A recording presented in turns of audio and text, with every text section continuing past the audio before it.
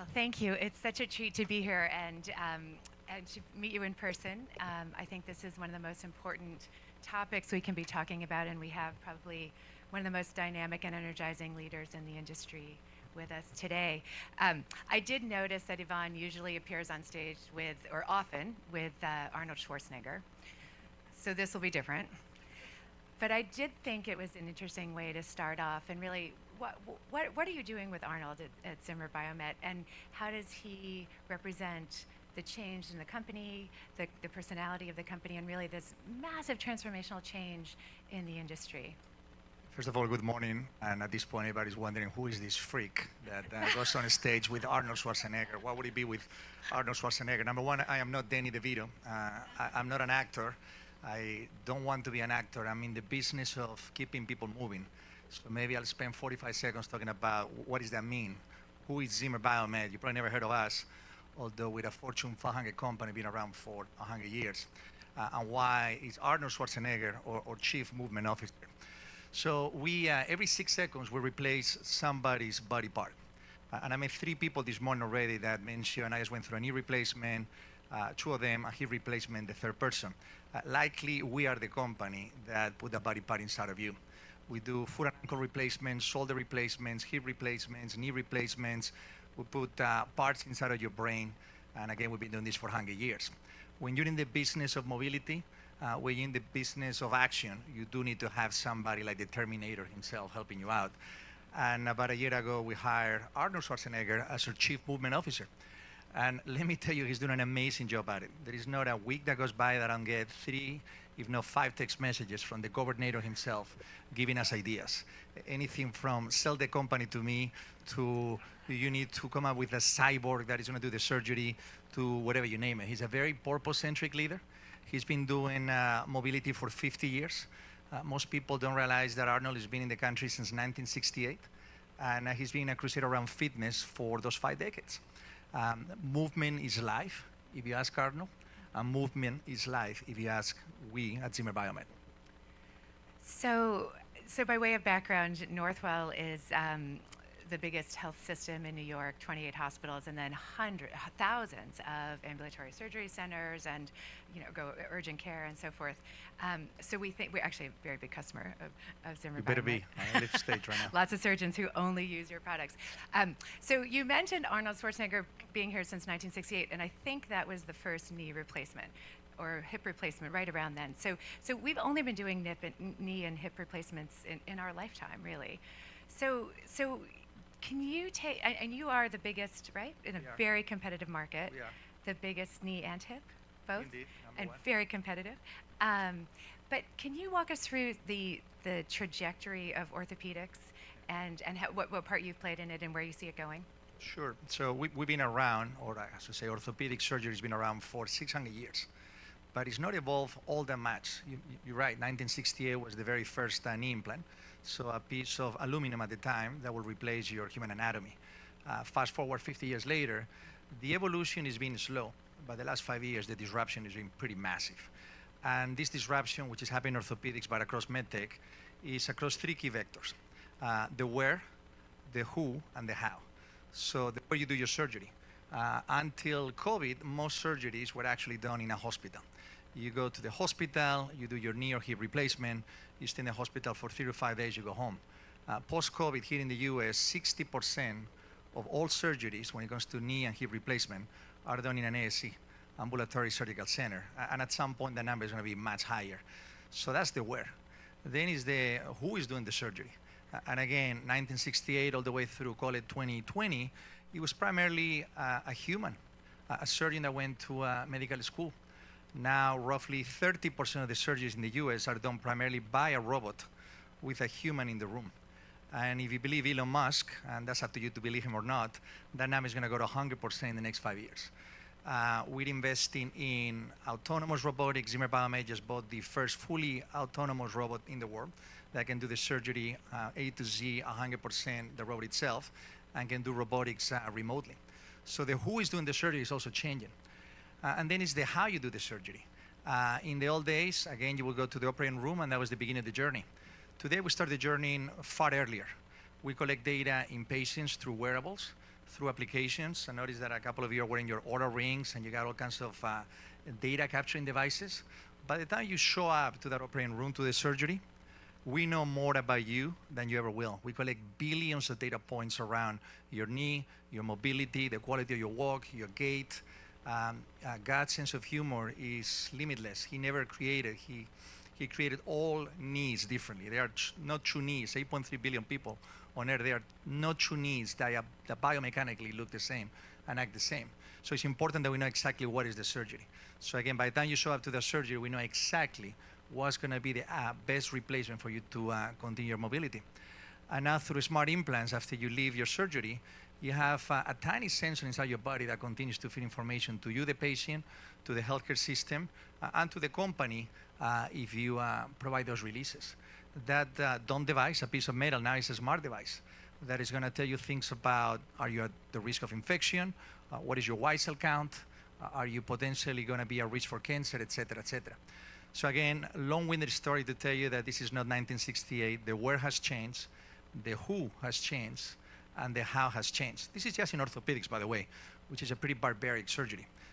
If you look at cancer, if you look at general surgery, the where, the who, and the how is also being disrupted.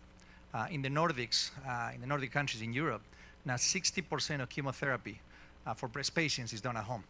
If you look at physical therapy post-general surgery, close to 70–80% is done with an app now. So there's a major disruption of healthcare, and I generally believe we're just getting started. And I think it's important also just to dig into the where and why it's so important, both for the cost of healthcare, but the efficiency and safety. Why is it so important to get these surgeries out of the hospitals? So I'll throw some data points for the US, the largest healthcare market in the world. We spend $4.7 trillion in healthcare here in the US. And it's not an efficient system. We sadly don't have the best healthcare here in the US, the richest economy in the world. And it has to do with efficiency, what you mentioned. We identify disease late. We treat disease mostly late. We have a very complex healthcare system. A lot of patients that don't need to go into a hospital go into a hospital. By the time the patient does go into the hospital, you know, because you get the data on Northwell, it starts to get very, very expensive. So if you can deviate those patients into an ASC, if you can treat those patients at home, if you can prevent the surgery altogether, now you're really starting to take a massive amount of dollars out of that $4.7 trillion. 85% of the spending in dealing with patients is non-product related. It's labor in an operating room, it's readmission, it's inefficiencies, it's complications, it's surgeons not talking to one another, et cetera, et cetera. So again, it's around early detection, deviating from the hospital, and working on efficiency. I think the data in the healthcare system is so backward compared to, I mean, if we often talk about, if you thought of the healthcare data system of, you know, having to go to one computer for your GPS, for another computer for your gas tank, another computer to see which direction you're going, and that's what it's like. And so there are inefficiencies.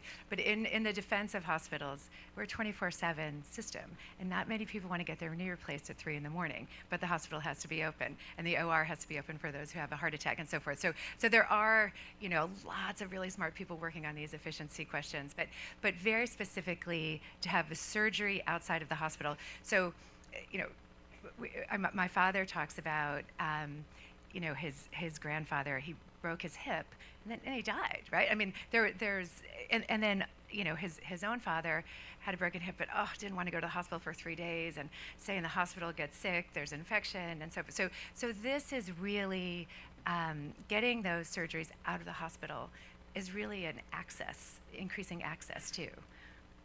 100%. Yeah. And that's why ASCs here in the US are now mostly owned by private equity. Yeah. They're building one new ASC pretty much every single day. The whole idea that all patients will go to an ASC, I don't believe it. I do think, and you know this as well, that many patients will have to be given comorbidities in a hospital. But that number of 60, 70, 80% in an ASC is not an unrealistic number. So yeah, it's about access. It's about making sure that you're treating the right patient in the right place with the right technology, and that's the ASC. And so I have had the chance to watch a Rosa surgery. So Rosa's your one of your original robots. Yep. And I think, you know, just to dig down into the data, so first of all, it's more efficient, it's safer, smaller incisions, much more accurate. You know, it tells you exactly where to place the knee. But can you walk through? Because if you haven't seen it, it's you know, we talk about, oh, robots doing surgery, but just walk us through what it's like. You have this arm and all these little things that go into the knee, these sensors. Like, walk us through what it looks like with a robot doing surgery, both semi-autonomous and as we go more to autonomous. You definitely know the products. I'm going to have to hire you as a head of sales here. We know your salespeople. Like. You got it. So maybe we start with the problem you're trying to solve with robotics. So going back to God's sense of humor, no two knees are created equally. It's important in a surgery to do a couple of things right. The soft tissue alignment, the accuracy of the cuts, and then placing the knee the right way. And if you don't get that right, then you're going to have a patient that is going to be in pain. Then you're going to have somebody who's going to leave that ASC or hospital limping for the rest of her or his life. No human can do that with the accuracy of a robot. That's an undisputable fact. No human can do that with the accuracy of a robot. The soft tissue alignment, the cuts, and enabling the implantation of that implant.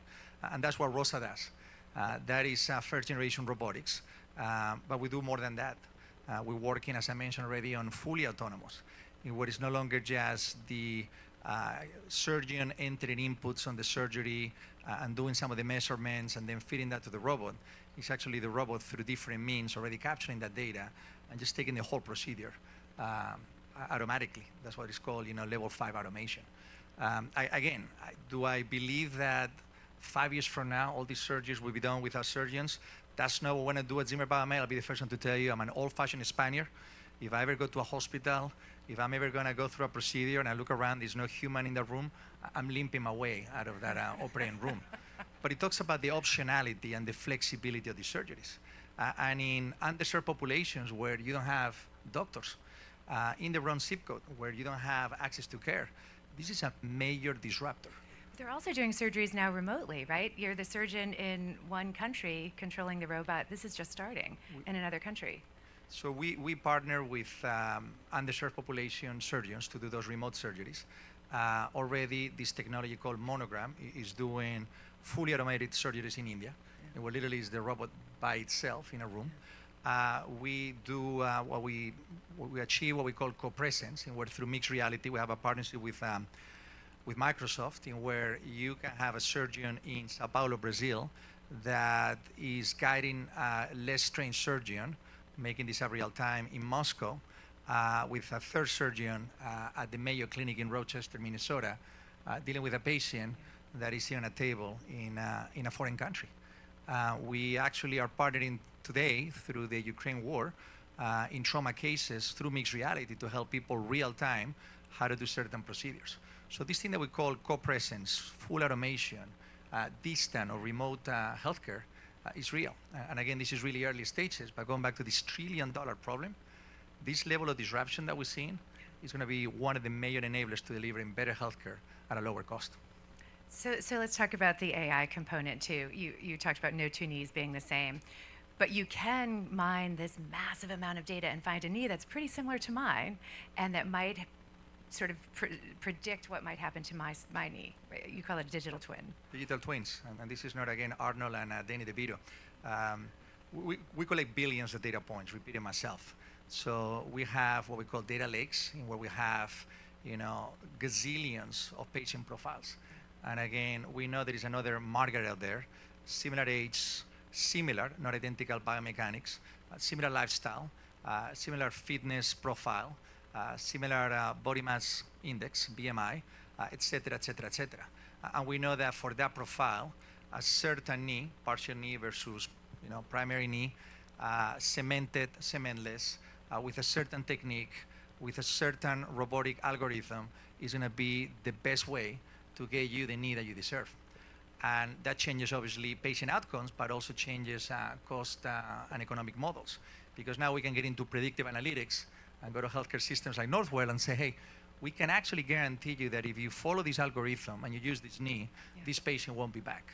The admission rates are going to be lower, your length of stay is going to be less, your rehab time is going to be shorter. And again, those are the efficiency problems we're talking about that are in cost to the system, to the $4.7 trillion. So that's a responsible way to use AI in the digital era.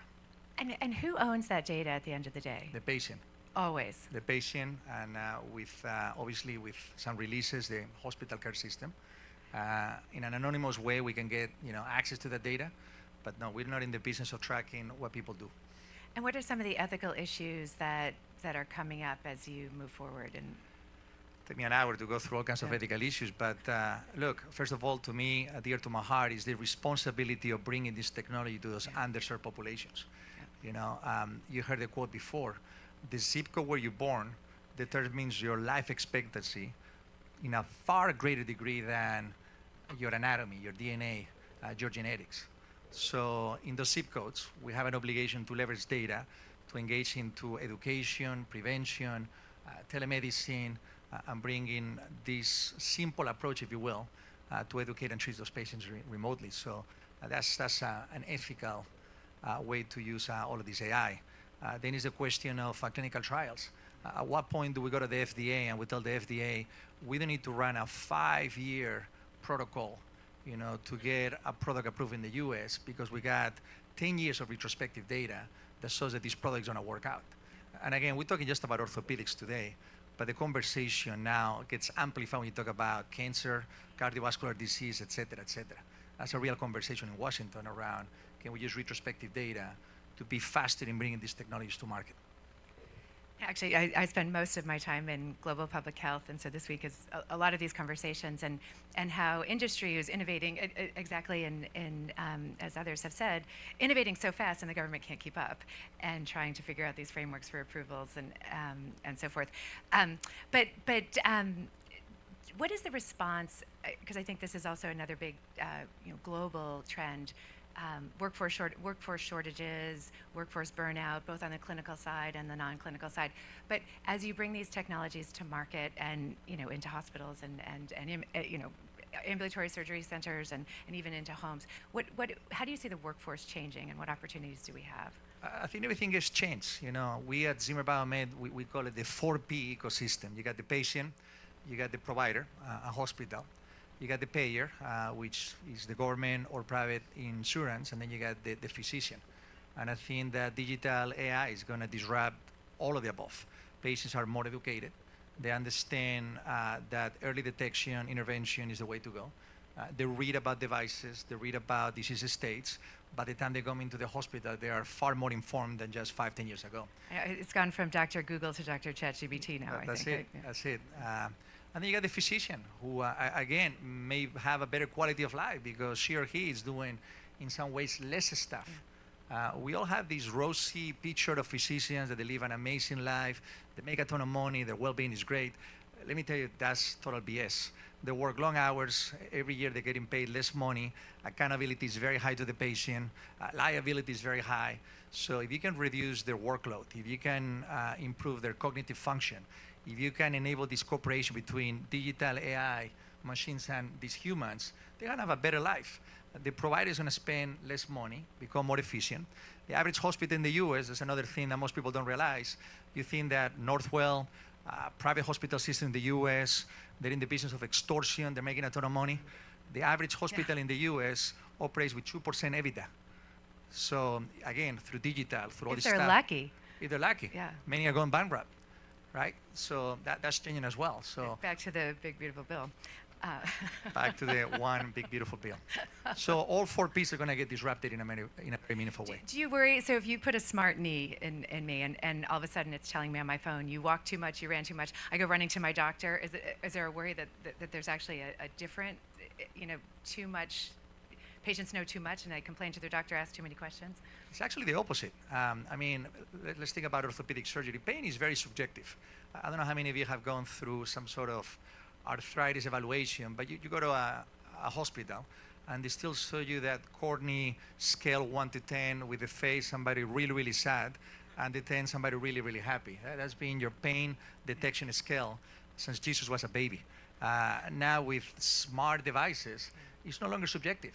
If you're walking too little, too much, that's an indicator of pain or not. If you're able to bend or not your knee, which the sensor is tracking, that's an indicator of whether the surgery will. This has all sorts of implications for disparities too, and biases. 100%. Yeah. 100%. Yeah. But it's going to become objective. And again, my point here was that most of those patients that come back to see the surgeon probably don't need to come back. 80% of knee replacements don't require a follow-up. You done, God bless you, good to go. But today, 100% of those patients are coming back as a follow-up to take a look at that scale. So if we are able to enable an environment in where the 80% don't come back, that means that another 80% of patients in the sidelines are coming in. People that are waiting, literally waiting in pain. And in musculoskeletal care, the longer that you wait, the bigger the problem.